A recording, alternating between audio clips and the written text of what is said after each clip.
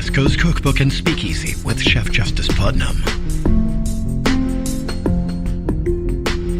Netrootsradio.com.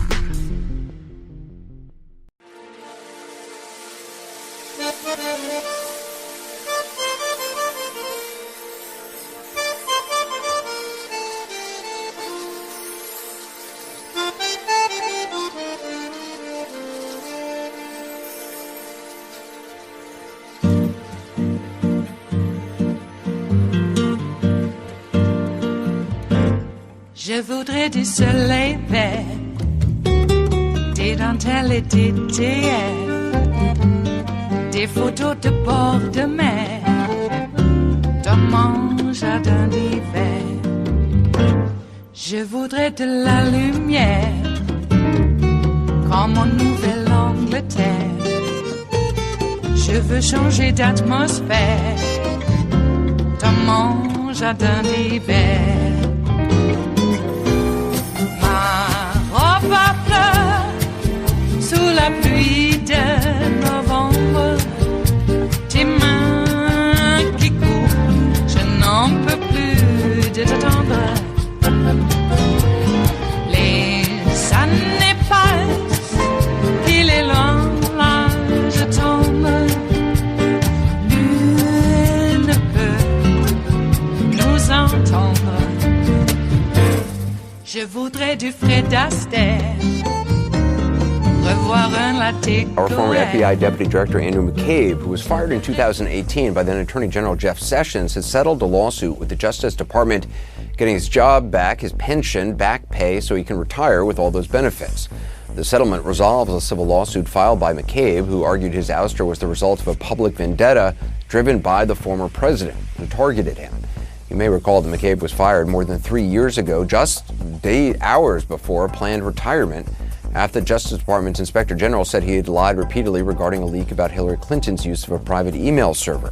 The case was referred to federal prosecutors, who eventually decided not to pursue any charges against McCabe, and ever since, the former president has continued to attack McCabe. It was one of those moments in 2019. Well, I think Andrew McCabe has made a fool out of himself over the last couple of days, and he really looks to me like sort of a poor man's J. Edgar Hoover. He's I think he's a disaster. And what he was trying to do was terrible, and he was caught. I'm very proud to say we caught him. So we'll see what happens, but he is a disgraced man. He was terminated, not by me, he was terminated by others. The IG report was a disaster from his standpoint. Anybody reading the IG report would say, how could a man like this be involved with the FBI? And the FBI has some of the greatest people, some of the finest people you'll ever meet, but this man is a complete disaster.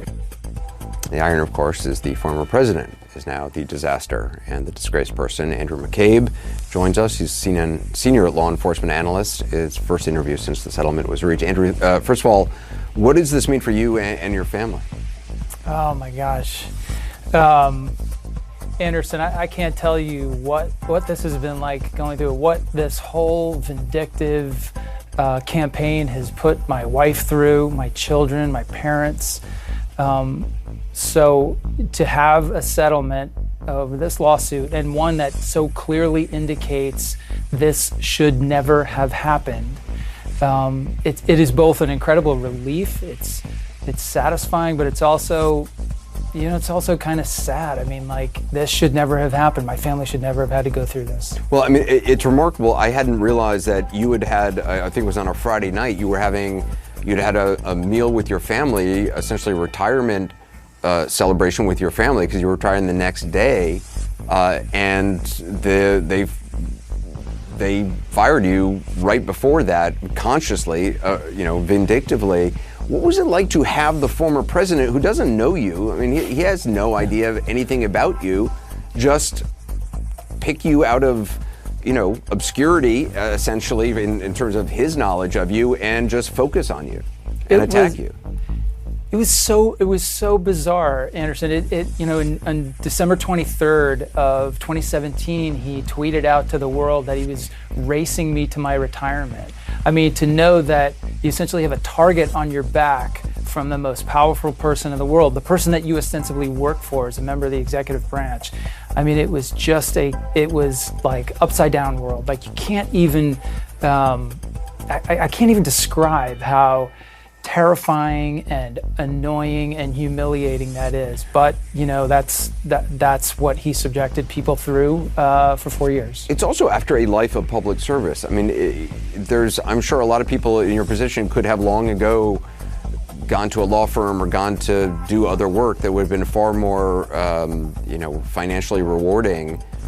You were serving the public, and I mean, does your settlement with the Justice Department admit any kind of political influence on their part in your firing? Because it was obviously Jeff Sessions under pressure, putting DOJ under pressure, that was sort of the ripple effects of that. Absolutely. I mean, this was very clearly an act of vindication against a perceived political enemy, which wasn't even true, but nevertheless, that's what they did. The president demanded this, and Jeff Sessions complied. And the rest of the Department of Justice complied as well. The Inspector General delivered a truncated, rushed, unfair report that left out material evidence. The FBI, knowing their process wouldn't conclude before I retired, rushed it, sped up the clock to get done what the Attorney General and the President were demanding. I mean, that's why this settlement, I mean, it's a great thing for my family, but I think it's a message to government employees, civil servants everywhere. This is the current Department of Justice standing up for fairness and standing up for the rule of law. In the settlement agreement itself, they agree that members of the executive branch should not interfere in internal personnel matters because it creates the appearance of political influence. Well, that's exactly what happened here. The justification, as I mentioned at the time of your firing, was that a Department of Justice Inspector General's report said you had lied about a media leak to investigators. I know you've been on the record about this many times, but can you just briefly explain to people not familiar with the case what that was about? Yeah, sure. I was asked in two different interviews about what I knew about a release of information to a journalist of a story in October of 2016. And in both cases, I misspoke and then immediately after corrected the record, reached out to the folks that I had spoken to and pointed them in the right direction, told them exactly what had happened. Never at any time did I intentionally mislead anyone about anything. And I think that's what today's result, finally, after all these years of saying this again and again and again, I think that's what this result makes clear. In February of 2020, nearly 2 years after the investigation was opened into that allegation, prosecutors declined to bring any charges. That's 20 months to the day of this settlement. Did you expect it to take that long? Of course not. You know, the Inspector General refers reports to prosecutors all the time. They're typically turned around in days or weeks. This went on for 20 months. And I personally believe that it was necessary. It was necessary for the Department of Justice to pursue this vindictive criminal prosecution to validate what they had done with my firing. It was an effort to keep this story straight, to keep perpetuating this myth. It was incredibly damning. Just lastly, on the day it was announced that no charges would be filed against you, which was a huge day, you said on CNN, I don't think I'll ever be free of this president and his maniacal rage that he's directed at me and my wife. Do you feel free today? I mean, I feel better, but I don't feel free. I mean, I don't kid myself to think that the president is going to put aside his horrific judgment, his constant lying, and his tormenting of me and my family. I'm sure this will just add another log to the fire. He'll probably be saying all kinds of things about it tomorrow. But you know what?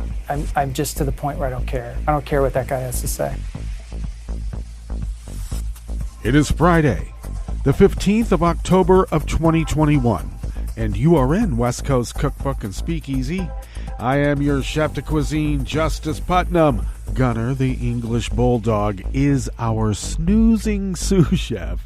And our daily special is Blue Moon Spirits Fridays, because we are all Nighthawks in the Diner of Life. Yes, the virtual French 77s are all virtually mixed and poured for your virtual imbibing pleasure. So please do. It's virtual. You can do whatever you want. Even in the virtual world, I should warn you, do not drink more than 2. It is a very potent spirit indeed. Hey, what about that game? Yeah, I know. A lot of people aren't into ball games. But this was the Dodgers and the Giants, and I used to see a lot of Dodger games when I was a kid because, well, I was a National League fan, and about the time that I could go to baseball games on my own, the American League had adopted the designated hitter, and I just thought that was a travesty. The pitcher doesn't come up to bat. This sounds like a Russian plot. And you know what? I was correct. Anyway, so I used to see a lot of Dodger games, even though I was a Giants fan. Willie Mays was my first, sports hero. Would I assign him as being my first hero? I don't know. Maybe. But, Willie Mays, number 24. Yeah, I was just enthralled with Willie Mays. And that was even before I seen him on television or in person. By the time I became cognizant of the game, truly cognizant of the game, he was already towards the end of his career. But I would listen to Giants games on the radio because we did not get television reception up in the Cascades back in the day when I was a kid. They had aerials then. It was a lot different. But there was a fire hose radio station, I believe it was KGO, right out of the Bay Area. And that was a loud signal. When I say fire hose, I'm saying that it was loud. Even on my little crystal radio set that I had built by myself when I was only 8. So I used to listen to a lot of Giants games on the radio when we lived up in the Cascades. And then later on, when we were mostly in the Willamette Valley, and I listened to the same KGO station, it was a fire hose. It went right up that valley into our area. So I would listen to Willie Mays play, and I was astounded by his abilities as described on the radio. So any kind of news clip I could come upon that showed Willie Mays, I devoured it. So I've always been a Giants fan. And I remember pulling for the Dodgers a few times when I'd go to see them. But I was I would see when the Giants would come to town, and I'd be rooting for the Giants. And so this game last night, I'm wondering about the quality of the umpiring. It seems that this past season and the season previous, when they were pretty much locked down, and an abbreviated season at that because of COVID, the quality of the umpiring is drastically diminished. And I was wondering if that was because they've been stacked with Federalist Society umpires. I just don't know.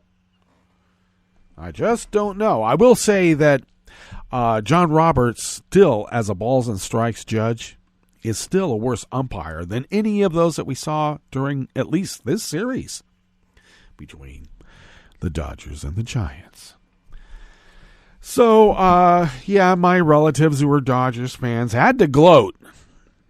But even they admitted that was a terrible call at the end. You don't end a game, especially a game of that import, on a check swing. What the hell?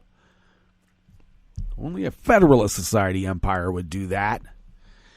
Because, the game's been around for a long time. A very long time. In fact, I umpired Little League and Pony Colt League when I was a younger man. Pretty much a high schooler. And I wasn't that bad of an umpire. But I just got to say, to now purport that there's really no rule about what a check swing is, it's not breaking the wrist, it's not breaking the plane of the plate. What the hell? This game is over 100 and some odd years old, and the check swing has been around forever, and everybody knows what a check swing is. One way that you can tell that it's not a check swing is when the bat breaks the plane, not of the plate, but of that line to first base. Or third, depending on whether you're a lefty. But you know what I mean. That is your visual clue. In the rule book, it does say intent. What was the batter's intent? And that's supposed to be a subjective analysis decided upon by the umpire. They are now mind readers, apparently, according to the rule book. But still, even in that situation, Wilmer Flores did not offer to the ball. Everybody saw it, even all those Dodger fans. And of course, immediately it was brought up that it was all karma because Darren Ruff earlier, actually during the season, I believe. Yes, it was during the season because it determined who would be in first place. And the Dodgers and Giants played, and Darren Ruff had clearly swung at the ball on his check swing, but it was called not a check swing. And everybody says, this is just karma. The game evens itself out. Now, I know you're not supposed to take out individual instances and say, well, there's this and there's that and there's this, because that's called pulling at straws. And if anybody read S.I. Hayakawa's Logic and Semantics back in the day, remember that? Yes, that you are old enough. Pulling at straws is confirmation bias. Okay, he didn't use that term, but that's what it is. So I know I may be pulling at straws. But if the game evens itself out, then I think the Dodgers still need to have a little bit of balance. Or not the Dodgers. The Giants still need a little bit of balance here. Because the game ended last year. I have a Yorkie Poo in here making a bunch of noise. Because, well, she's a princess. Anyway, the Giants season last year ended by a lousy call as well. A ball about 2 feet outside of the plate. And our guy, and I'm trying to think it's right on the tip of my tongue, but regardless, our guy didn't even swing. And it was a called third strike. You're out of here. So where's the balance? How does it all balance out? Where's the karma? A lot of people said the karma was when Darren Ruff was called, his check swing was called a check swing. A lot of people thought that was where the game balanced itself out. All right, just saying. And there must be some sort of, well, there is a review of all the umpires. They'll go in and they'll look at the game and they'll say, well, this is where we got the call right. This is where we got the call wrong. The plate umpire will be graded on the accuracy of the balls and strikes and fouls that were called. So this particular plate umpire is 12th worst in the league for calling balls and strikes. And two other umpires there on that crew are 11th and 10th worst. So a game of this import, you would think that you would have a pretty good officiating crew. Not 10th, 11th, and 12th worst in the Umpire Association to call the game. I think I would like to have, the best. How about the best instead of the worst? I don't know. This is what happens when the Umpire Association is stacked with Federalist Society umpires, probably over decades. They are just unrelenting, aren't they? And when I say they, I mean with a big capital T. Okay. Well, what's on the rest of the menu? Because there's so much more that we could be speaking about. Texas getting back into the game of, hey, you can't have an abortion because the Fifth Circuit was stacked with Federalist Society judges, Trump appointees, and a W one. You can't have an abortion. What?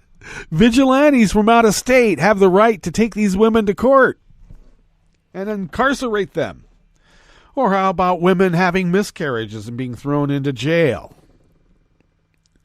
Prove that it was a miscarriage. What? Yeah, this is where we are. And this is what happens when you don't punch the Nazis. All right? And when you punch the Nazi, you have to be prepared to punch them again. Merrick Garland, I don't care how it looks. All right?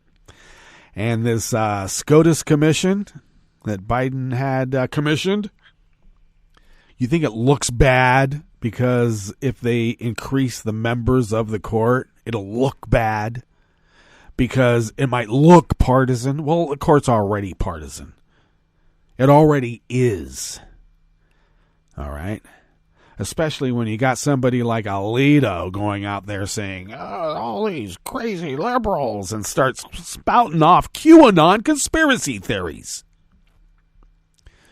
How does that look? It looks bad, doesn't it? You know why? Because it is bad. Already.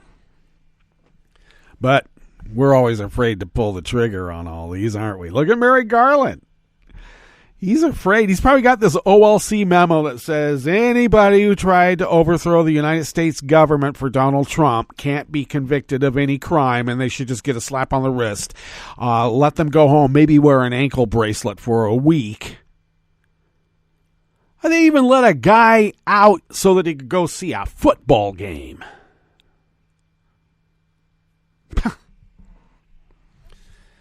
All right. I just don't think that anybody who got arrested for Antifa or Black Lives Matter protests, even though it's been proven that the city's on fire, all those fires were started by agent provocateurs, right-wing Nazis, some dressed up in black bloc clothes and saying, oh, that was Antifa. No, that's black bloc. And they're full of agent provocateurs. Those people are still in jail. They don't even get to get out for a dead relative or a dying relative. They're letting these guys out. Oh, I got to go see a football game. I bought the ticket a long time ago. Oh, well, we have to let them go. All right. Enough of that rant. We could go on and on and on about it. But on the rest of the menu here of the curated part of this show, at the top, yes, former FBI Director Andrew McCabe has finally won back his full pension as part of a settlement of the lawsuit arising from his vindictive political firing by Trump. Trump says, I didn't fire him, Jeff Sessions did. Yeah, right. Yeah, Luca Brasi killed those people, but who told him to? On the rest of the menu, nursing schools see a rise in applications despite COVID burnout. The Texas abortion law is shutting down an avenue to the courts for teens. And the wreck of a storied military ship that served in 2 world wars and at one point was captained by the first black man to command a U.S. government vessel has been found. After the break, we move to the chef's table, where the lawyer representing Myanmar's ousted leader, Aung San Suu Kyi, said authorities have imposed a gag order on him, because anything he might say about the trial could destabilize the country. I wonder why. And seized guns have been melted down and turned into a children's playground in Peru. All that and more on West Coast Cookbook and Speakeasy. Bon appetit.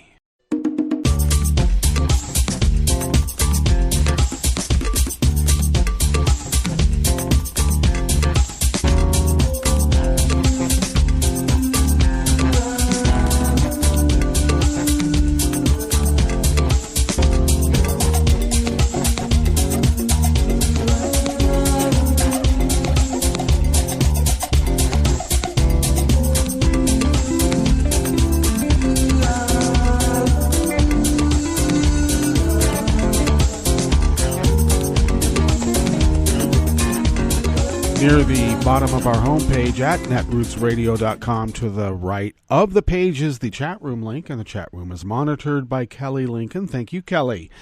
Across the page near the bottom at netrootsradio.com is the link to our Patreon site. And if you could become a recurring Patreon at Netroots Radio, and if you could send us the equivalent of what you might spend on an espresso-type coffee drink once a month, that helps us pay our bills, fly under the radar, and continue this resistance against the Nazi takeover of America, because that's exactly what it is. But we thank you for your generosity, and look, we're going to be counting on your generosity in the future, so thank you. Thank you.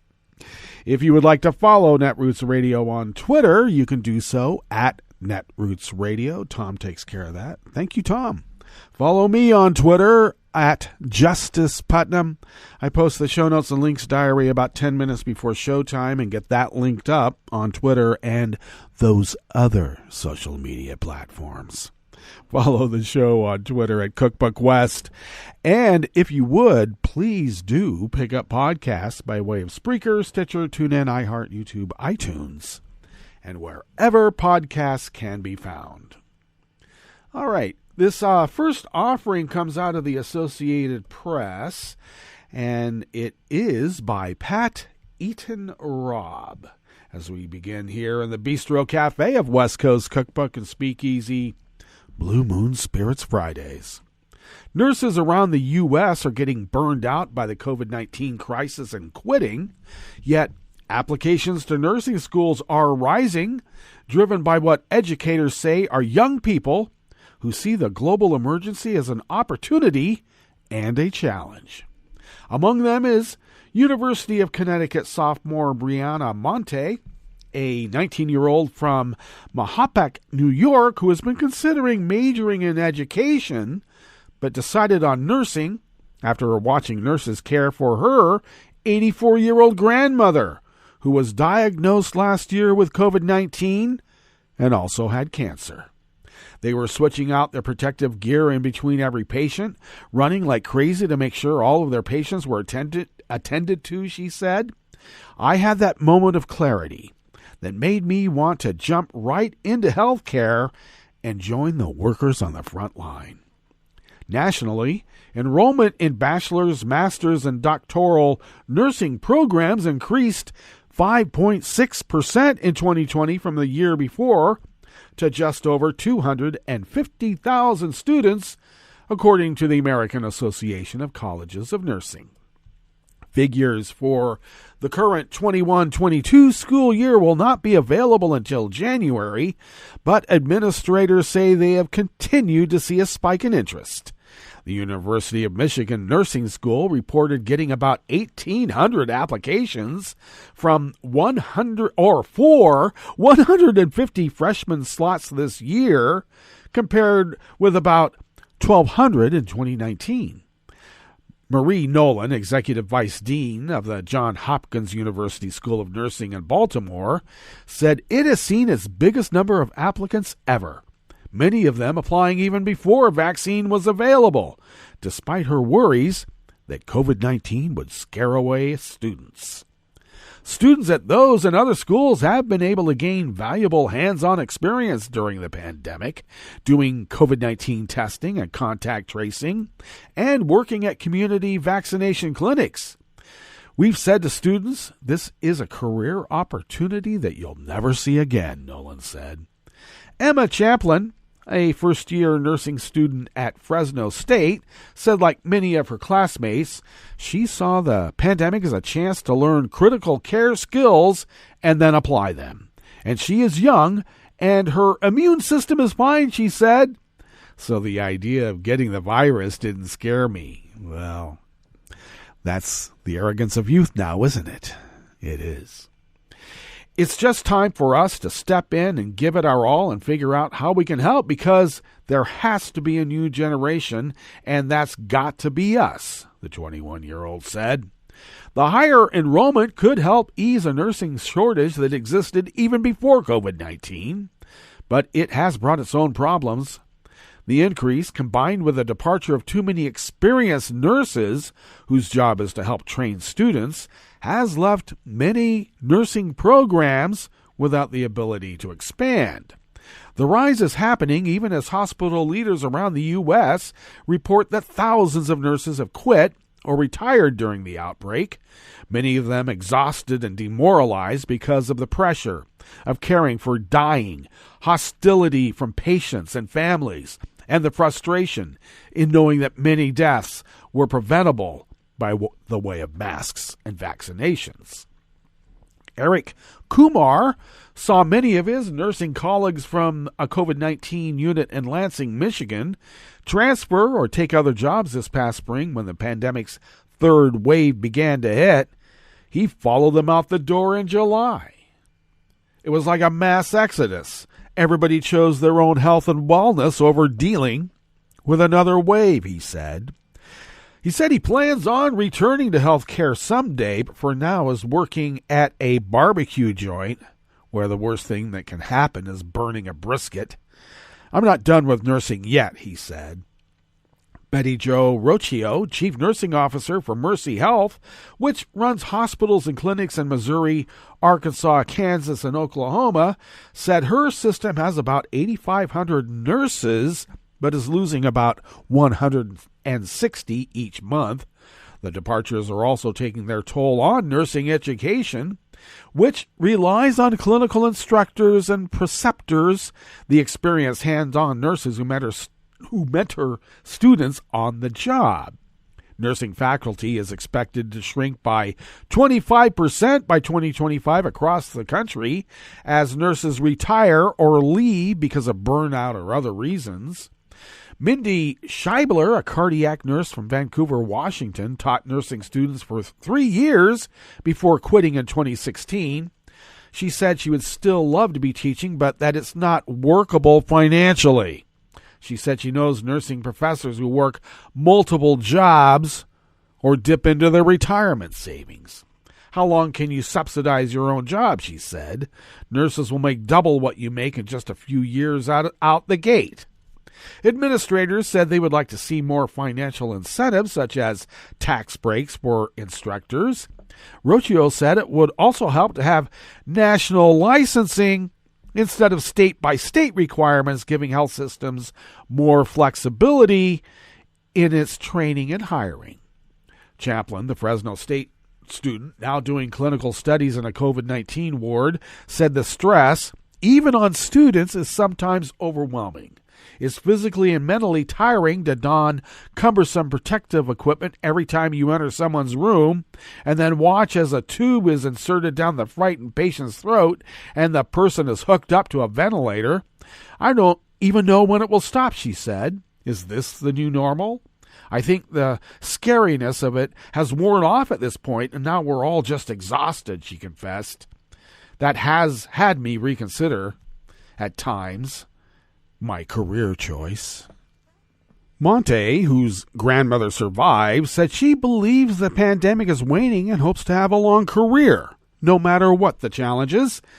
They do have this nursing shortage right now, which selfishly is good for me because I won't have trouble finding a job wherever I decide to go, she said. I feel like I won't get burned out, even if we have another national emergency. I feel I'll still be committed to nursing.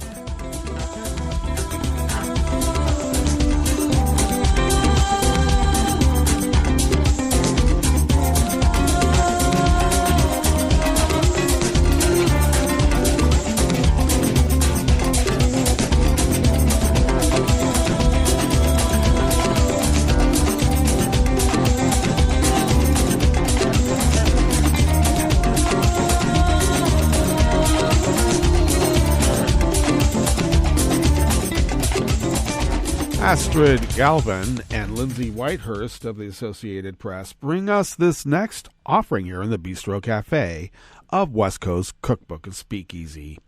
Veronica Granado anxiously stood before the judge, knowing that if she said something wrong, things could end badly for her. But the 17-year-old hadn't committed a crime. She had not filed a lawsuit. Granado was in a Texas court that day to ask permission to get an abortion. She was among thousands of teens burdened with additional hurdles to legal abortion care, especially if they are of color or live in states where abortion access is already severely limited. 38 states require some form of parental consent or notice for anyone under 18 to get an abortion. Of those, nearly all, including Texas, offer an alternative, pleading with a judge for permission to bypass that consent. But the latest restrictions in Texas that essentially ban abortion past the 6-week pregnancy mark have made such requests almost impossible. The process to go before a judge includes a required sonogram and setting a hearing that can take weeks. By then, women are often past the 6-week mark. And as other states capitalize on the success of the Texas law and set their own restrictions, those few avenues are getting shut off. Supporters of parental consent laws say parents should have a say in the medical procedure, but teens seeking abortion often face abuse or threats of homelessness if they tell their parents or guardians they are pregnant. Said Rozan Marapuram, executive director of Jane's Due Process, the nation's first organization dedicated to helping youths navigate the process of going through a judge, and one of only a few nationwide. They work with about 350 women a year in Texas. Roughly 10% are in foster care, and 80% are youths of color. Most are past 6 weeks from when they first come in. Young girls who have only had their period for a few years are not likely to track it. Athletes tend to have irregular periods, and sometimes when girls go on birth control, they experience spotting, which they may confuse for a period. All of these factors often lead to minors and adults, too, to miss early signs of pregnancy. Kenzie Reynolds was 17 and a high school junior when she found out she was pregnant. Her relationship was toxic and deeply controlling, and she could not tell her family about being pregnant or wanting to get an abortion because they are devout Christians and oppose the procedure. She tried before to tell her mother she wanted to be on birth control, but her mom consistently avoided the conversation. She found Jane's Due Process, but it would be 4 weeks before she could even see a judge to make her case. The worst part of the entire thing was how terrible I felt and how isolated I felt, she said.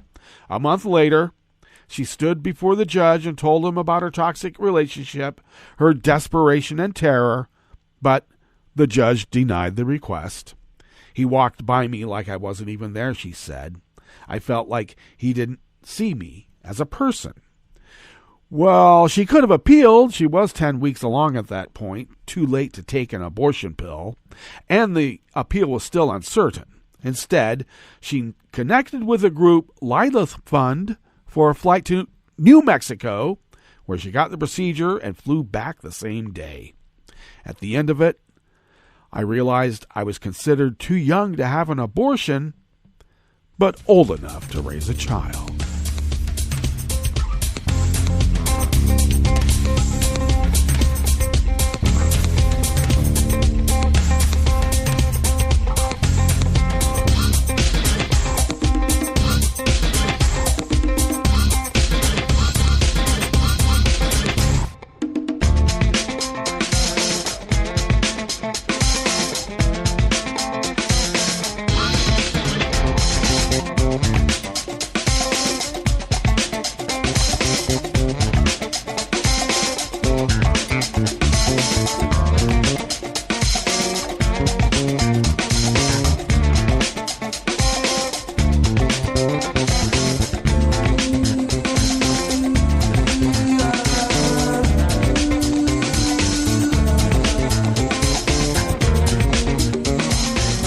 Mark Pratt of the Associated Press brings us this final offering here in the Bistro Cafe of West Coast Cookbook and Speakeasy, Blue Moon Spirits Fridays. The wreck of a storied military ship that served in 2 world wars, performed patrols in waters off Alaska for decades, and at one point was captained by the first black man to command a U.S. government vessel, has been found, the Coast Guard said yesterday, Thursday. The wreck, thought to be the U.S. revenue cutter Bear, which sank in 1963 about 260 miles east of Boston, as it was being towed to Philadelphia, where it was going to be converted into a floating restaurant, was located in 2019. But it was only in August that a team of experts looking at the evidence came to the conclusion that they are reasonably certain that the wreck is indeed the Bear. Officials of the Coast Guard and the National Oceanic and Atmospheric Administration said at a waterfront news conference in Boston. At the time of the loss of Bear, it was already recognized as a historic ship. Joe Hoyt, of the Office of National Marine Sanctuary, said, "The legend of the Bear is so ingrained in Coast Guard lore that the sports teams at the U.S. Coast Guard Academy in Connecticut are named the Bears, partly in honor of the vessel. Built in 1874, the steam and sail-powered Bear was purchased by the U.S. in 1884 to take part in the search of the ill-fated Arctic expedition led by Lieutenant Adolphus Greely, a member of the U.S. Army's Signal Corps. The 190-foot Bear then spent more than 4 decades patrolling the Arctic, performing search and rescue, law enforcement operations, conducting censuses of people and ships, recording geological and astronomical information, recording tides, and escorting whaling ships. The U.S. Revenue Cutter Service merged with the U.S. Life-Saving Service in 1915 to form the Coast Guard. During the Bear's 40-year career in Alaska, the cutter performed some of the most daring and successful Arctic rescues in history. Said William Thiessen, the Coast Guard Atlantic Area's official historian, "When malnourished Native Americans needed food, Bear brought it. When stranded whalers needed rescue, Bear saved them. 100 years ago, when thousands of Alaskans contracted the Spanish flu during the pandemic, Bear brought doctors and medicines." Thursday's announcement coincided with the arrival in Boston of the U.S. Coast Guard cutter Healy, named after the Bear's captain from 1886 until 1895. The Healy, an icebreaker commissioned in 1999, recently completed the transit of the Arctic Northwest Passage. Healy was born in 1839, was the son of a Georgia plantation owner and a slave. Healy's father sent him to Massachusetts to escape enslavement. He likened the Healy, commissioned by Abraham Lincoln a month before the president's assassination, to an Old West sheriff whose jurisdiction was an area the size of the lower 48 states. While he never, during his lifetime, self-identified as African American, perhaps to avoid the prejudice he likely would have encountered in his personal life and career, he was in reality the first person of African American descent to command a ship of the U.S. government. Even after its time in the Arctic was over, Bear's career continued. The ship saw service during both World Wars, patrolling Greenland's waters in World War II and helping capture a German spy vessel. Between the wars, the Bear was repurposed as a maritime museum by the city of Oakland, California, used as a movie set, and purchased by Admiral Richard Byrd for use in his Antarctic expeditions. The ship was decommissioned in 1944 and remained in Nova Scotia until its trip to Philadelphia ended prematurely in 1963, about 90 miles south of Cape Sable, Nova Scotia. Bear had served in various capacities for nearly 90 years, a remarkable record for a ship built of wood. Well, that brings us to our break, and when we get back from that break, we will go through weather from around the world, and we will finish up with the stories that we've curated for you today. You are listening to West Coast Cookbook and Speakeasy, and we will be right back. You are listening to netrootsradio.com. Please hang up and try again.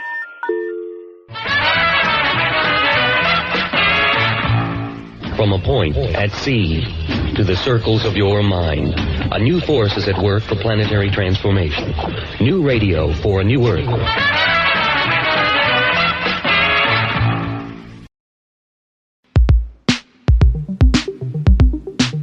This is Scientific American's 60-Second Science. I'm Shayla Farzan.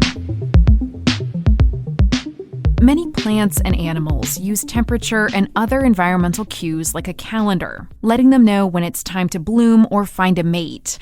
But climate change is disrupting these natural rhythms worldwide, from songbird migration across North America to plankton growth cycles in Norway to a hillside of wildflowers in Missouri. So if we head on out, you can notice there are a number of different species that have popped up. Dwarf-crested iris, blue phlox, Canadian woodbedony.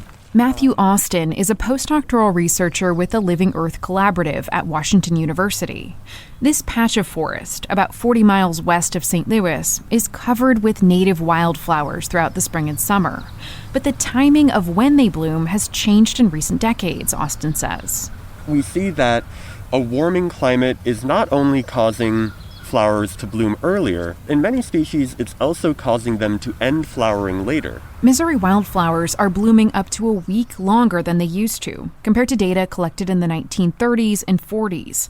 And that's created a late summer pileup of species flowering all at once. Meanwhile, bumblebees and other pollinators are flitting from species to species, says Nicole Miller-Strutman, a biologist at Webster University. When a pollinator makes a decision about who it's going to visit, that influences the pollen that they're carrying on their body. And flowers, not too surprisingly, don't really want pollen from another plant species. A flower that gets pollen from the wrong species may not be able to reproduce, or it could push some to self-pollinate, an extreme form of inbreeding. To understand how this might affect reproduction, Matthew Austin has been pollinating hundreds of Missouri wildflowers by hand this year.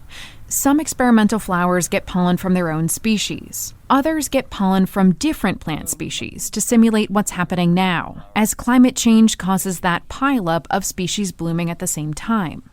To keep pollinators from visiting his flowers, he slips sheer mesh bags over the buds before they open. But just as he removes the bag to tap pollen onto the flower's sticky stigma, a tiny bee lands on it. And oh no. Well, a pollinator got on this one while I had it unbagged. They're sneaky. So, this will not be included in my study, but thankfully there's another one right here. He moves on to the next flower, a human meticulously doing the work of a bee. It's a slow process, but Austin hopes the results will help us understand how climate change is reshaping this complicated ecosystem. For Scientific American's 60-Second Science, I'm Shayla Farzan.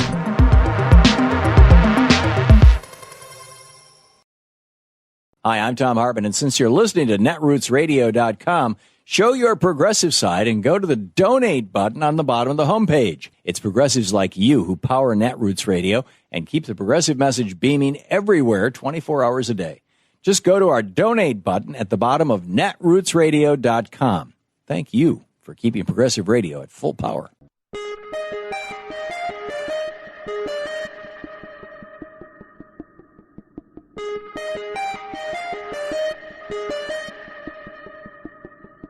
Are congressional elections rigged? I'm Tom Hartman, and this is the Civil Liberties Minute with ACLU attorney Bill Newman. Consider Texas, which has had 36 congressional districts and due to the 2020 census now will have 38, and where, under the new map drawn by the legislature, 35 of the 38 seats, 92%, are designed to not be remotely competitive. 92%, thanks to what's called packing and cracking. Packing means packing persons with similar voting patterns into one district. Cracking means breaking up such a group into so many different districts that they can't really influence the outcome in any one. With sophisticated computer programs, these numbers can be calculated and predicted with surgical accuracy, and they have been. Placing the 2020 election results into the new districts shows that Trump would have won 23 of the 38 by double digits, and Biden would have won 12 by double digits, meaning that only 3 of the 38 had a margin of 10 points or less.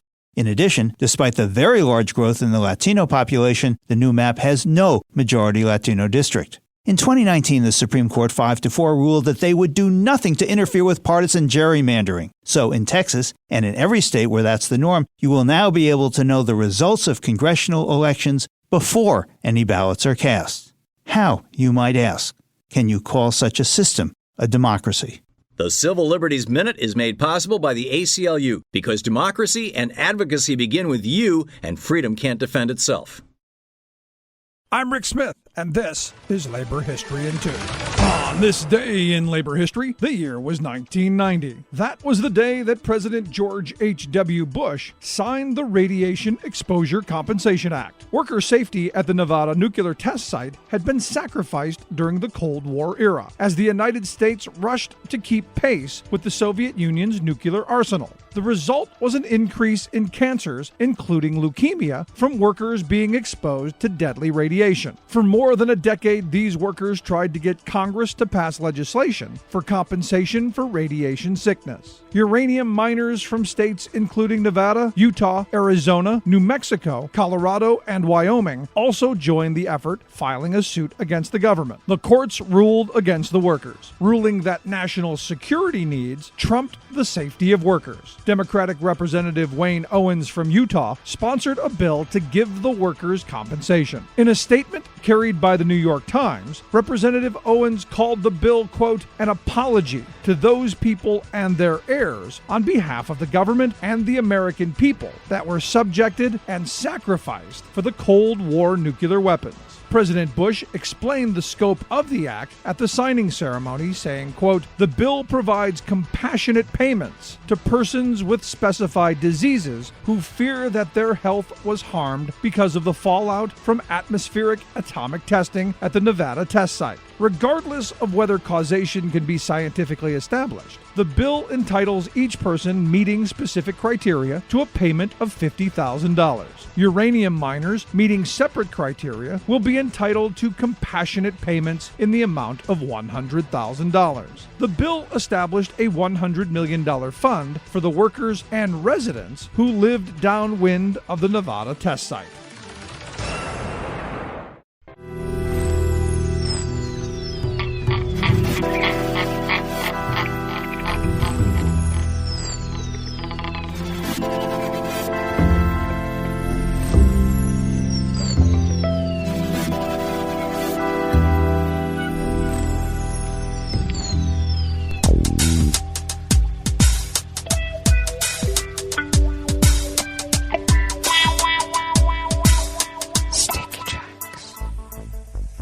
Thank you for accompanying us here to the Chef's Table at West Coast Cookbook and Speakeasy.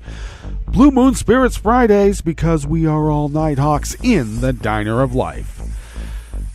We always begin, whether from around the world, along the banks of the Rogue River and the Rogue River Valley of southern Oregon on the west coast of the continental United States of America, where it is currently 35 degrees Fahrenheit, expecting to be a bit warmer than yesterday. Plentiful sunshine with highs in the mid-70s, winds light and variable.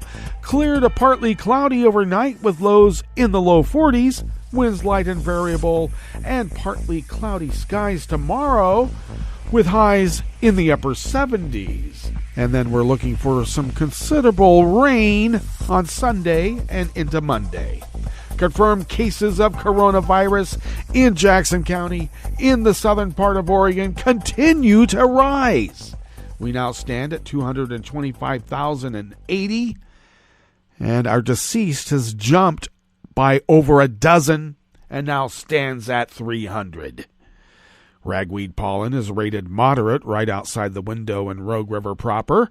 The air quality index for the region is good at 21 parts per million, and that daytime UV index has now moved into the low range. It must be fall and is at level 2. First time we've seen that this year. Barometric pressure is holding steady at 30.24 inches. Visibility is at 8 miles, and relative humidity is at 100%.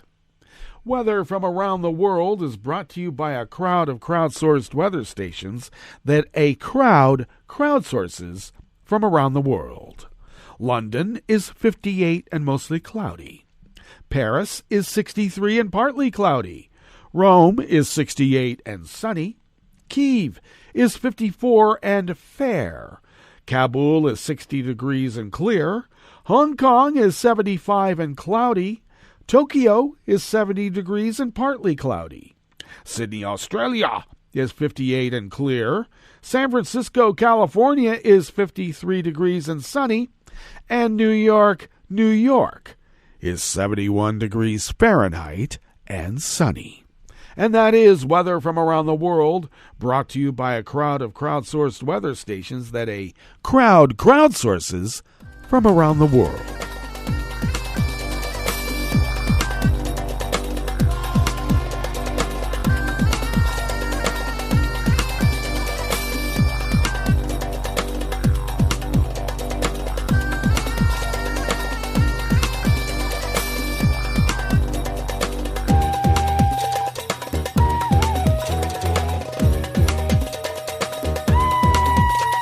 Staff at Reuters brings us this first amuse-bouche here at the chef's table at West Coast Cookbook and Speakeasy. The head lawyer representing Myanmar's ousted leader Aung San Suu Kyi said today that authorities in the military-ruled country had imposed a gag order on him because they said his communications could cause instability. Myanmar state media has not reported developments in Suu Kyi's multiple legal cases filed after she was ousted in a February coup, and her lawyer, Kin Mong Saw, has been the only source of public information on her trial and her well-being. He said in a Facebook post he'd been barred from speaking to media, diplomats, international organizations, and foreign governments, and later posted details of the order. King Mongzaw's communications may cause harassment, hurting a person who is acting in accordance with the law, may cause riots, and destabilize the public peace, the order said. Some local and foreign media outlets, illegal media outlets, and the media are inciting fake information that could destabilize the country, the order continued. A spokesman for the ruling military did not answer calls seeking comment. Suu Kyi has been held in an undisclosed location since the February 1 coup, with no means of communicating with the outside world other than through her lawyers, who she meets only in court.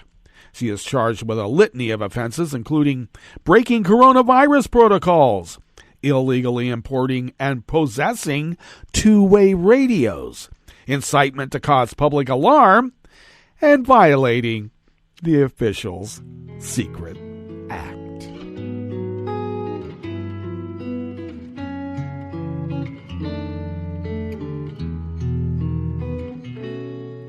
Je te donne ce mon amour pour la vie entière. La promesse de me trouver à tes genoux.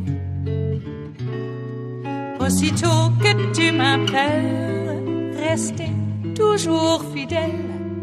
C'est tout, c'est tout. Je te donne tous mes printemps, mes étés de mer, mes automnes quand les feuilles tombent partout.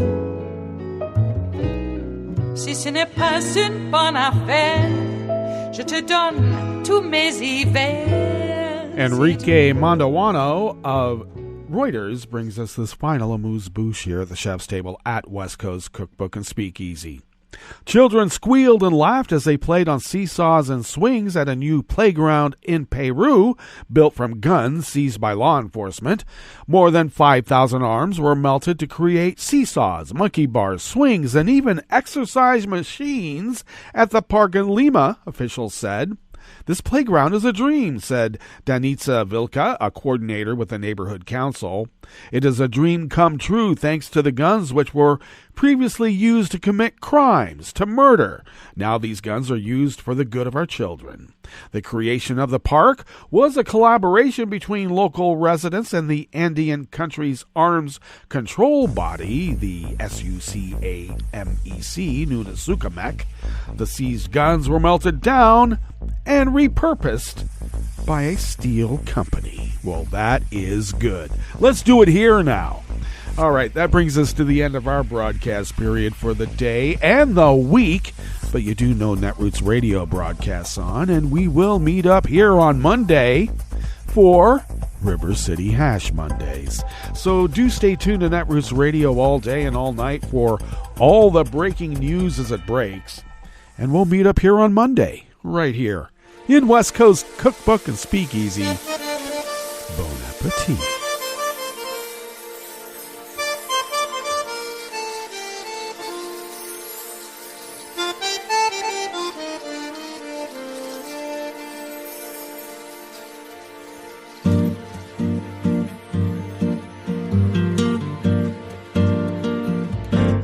Je voudrais du soleil vert, des dentelles et des théières, des photos de bord de mer, dans mon jardin d'hiver.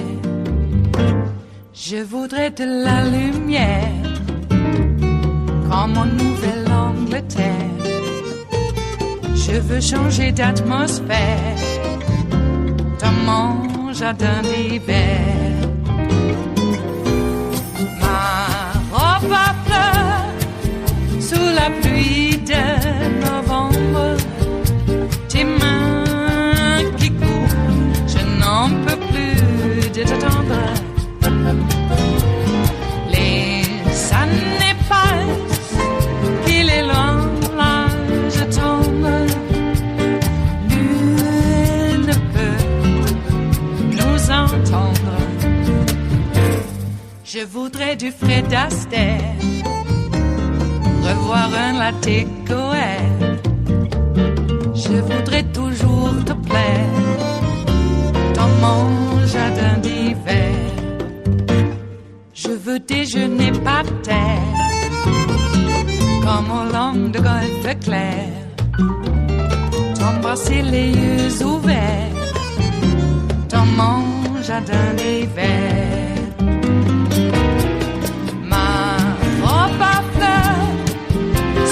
Pluie de novembre, tes mains qui courent, je n'en peux plus de t'attendre. Les années passent, il est loin, là je tombe. Nul ne peut nous entendre. Ba-da-da-dum-di-da-dum. Ba-da-da-dum-di-da-dum. Ba-da-da-dum-di-da-dum.